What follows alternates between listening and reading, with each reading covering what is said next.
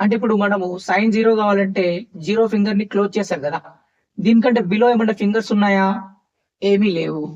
So under root of 0/2. 0/2. Square root of 0 is again 0. 0/2 is nothing but 0. So that is the value of sine 0. Next sine 30. Sine 30 కావాలంటే 30 finger close చేయండి. 30 degrees ఉన్నది. So below 30 ఎన్ని fingers ఉన్నాయి? 1 finger ఉంది. 1/2. Square root of 1 is nothing but 1.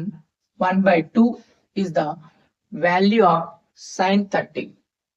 Next sine 45. Sine 45 is nothing but below this sine 45 we have 2 fingers.